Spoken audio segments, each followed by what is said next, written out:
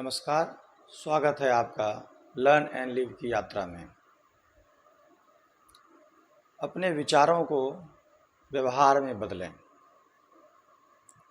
कई बार हमारे दिमाग में कई प्रकार के विचार आ रहे होते हैं, लेकिन उन विचारों को रियलिटी में बदलना प्रायः संभव नहीं हो पाता है।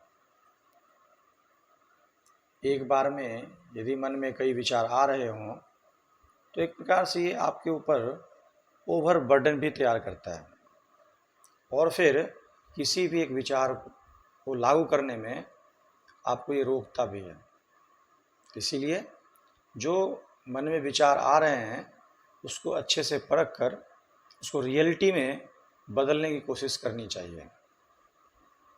कई बार हमारे अंदर नेगेटिव थॉट भी आता है, इसीलिए हमें यह भी मूल्यांकन करना चाहिए जो हमारे अंदर आइडियाज़ आ रहे हैं वह नेगेटिव है या पॉजिटिव।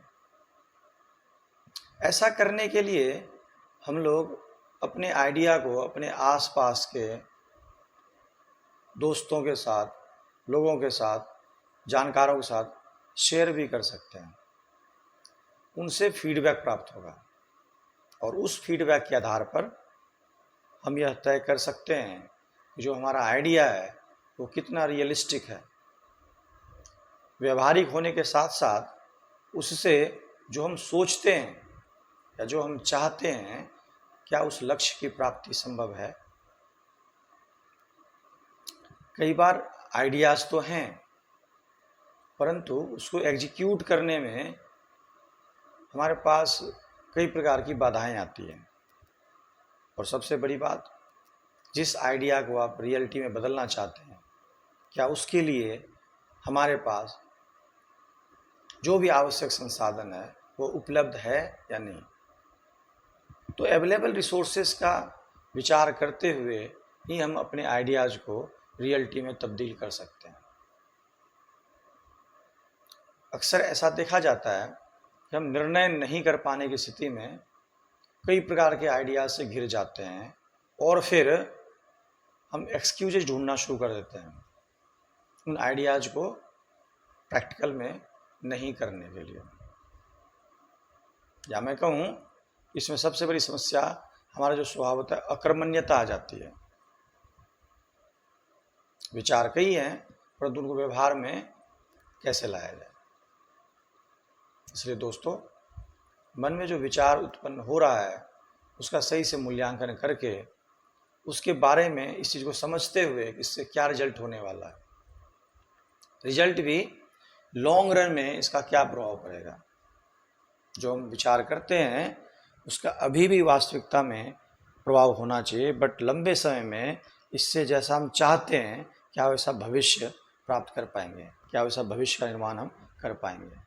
ऐसा विचार करते हुए हमें अपने आइडियाज़ को एग्जीक्यूट करना चाहिए।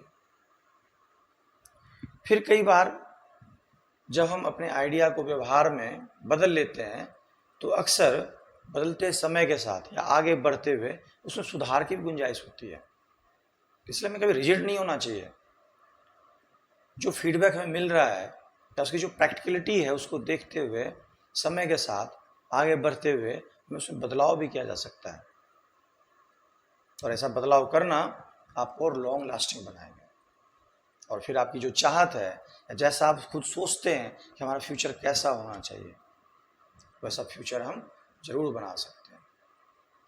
लेकिन हमें नेगेटिविटी से बचनी चाहिए। हमारे मन में कई बार आइडिया जाता है जो भी एग्जिस्टिंग चीज़ें उनका सिर्फ विरोध करने का,